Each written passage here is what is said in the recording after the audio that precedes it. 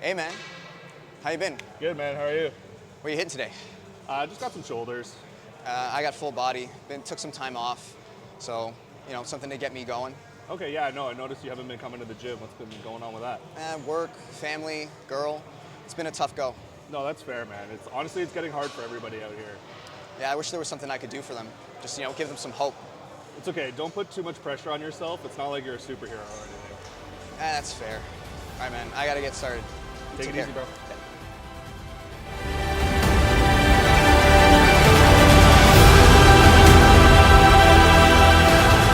Hey heroes, welcome to the very first episode of Becoming a Hero.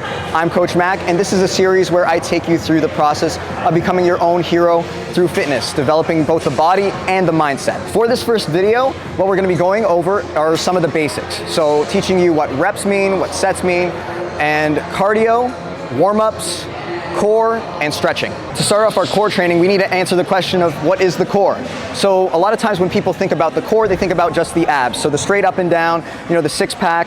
The reality is it's much more complicated than that. So when we think about the core, it is also the abs. So these are muscles that are going to be helping keep our trunk nice and stable. We are also going to be using our obliques that help prevent and control rotation at the hips.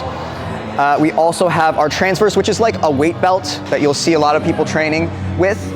And it just sits underneath all of that and it helps keep everything stable as well. We have our glutes. So the glutes will help keep ourselves controlled at the pelvis, like so.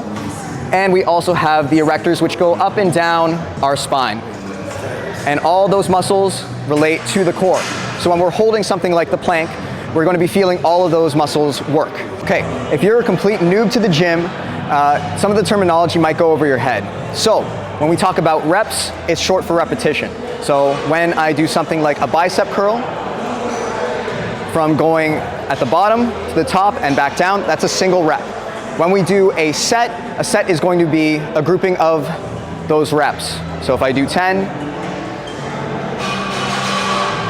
that's a set. After that, we're going to take a rest. So in between sets, we take our rest until the target muscle is recovered. All the synergist muscles, so the other muscles that assist with that exercise, are recovered. We are recovered in our cardio, and overall, we're feeling better throughout the body. Then we go back in. Another really important factor is going to be reps in reserve. So we don't want to be going to failure right from the jump, because then at that point, you might not want to come back to the gym. So we might want to be holding back some of these reps. So when we talk about reps in reserve, we want to maybe start off by having 4 or 5 reps left in the tank and then go from there. A full plank is going to look like this.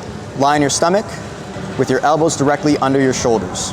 You're going to lift your hips up, squeeze your glutes and your thighs, drive your elbows into the floor.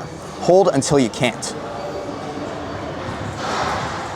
If the floor plank is too tough, we can do the high plank from our hands, we can do a half plank from our knees, or if all of those are too tough, we can do a high half plank from our hands and knees. A good goal to set is to do a full plank for 2 minutes straight. At that point, you should be able to perform more dynamic exercises using the plank to challenge your core.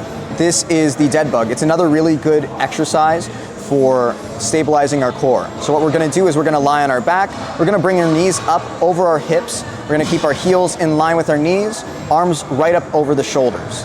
From here, we're going to try to push our stomach down into the floor, so that way we keep our low back flat. From here, we're going to extend one leg and the opposite arm all the way out, and then bring it back in. We're gonna alternate the sides, and you should be feeling your core tense up as you alternate between the sides. If you're new to training, we're gonna start off with a warm-up. So a general warm-up, we can do this on a piece of cardio equipment. So something light for 5 minutes, just to get the heart pumping, and something to get the joints mobilized. So we're starting off with some light cardio. We can do this on a treadmill. We can do this on elliptical to get the arms moving. And we can also do this on a recumbent bike if we're experiencing some knee issues.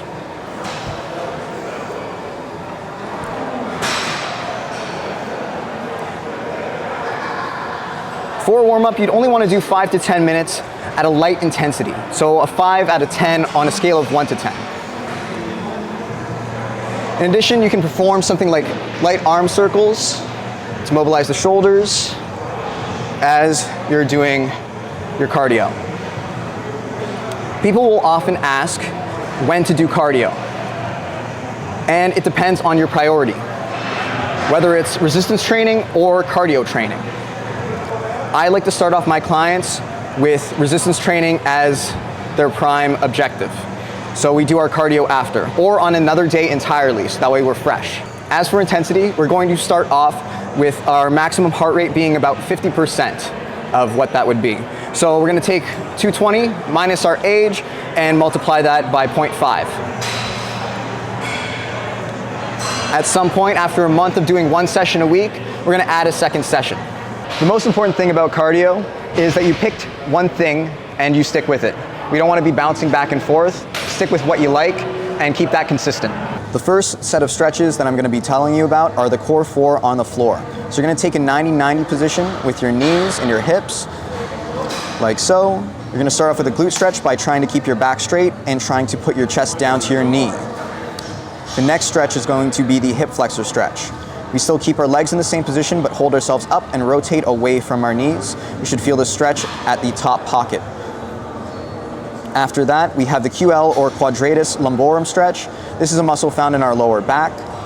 From this position, the previous position, we're going to drop down to the elbow and turn the chest down. We should feel that tension in the low back. And last is the lat stretch. We are going to pull the chest up a bit from that position and reach our arm over, and repeat for both sides. Next stretch is going to be the seated hamstring stretch from the floor. So you're going to take that seat, you're gonna pull one leg in, and you're going to straighten out a leg. You're gonna keep your lower back straight and close up at the hip. And the next stretch is going to be the door frame chest stretch. Bring your arm up, elbow out to the side in a 90-degree position. Step into the door frame with your forearms along the edge. If you can't fit into a door frame, go one side at a time.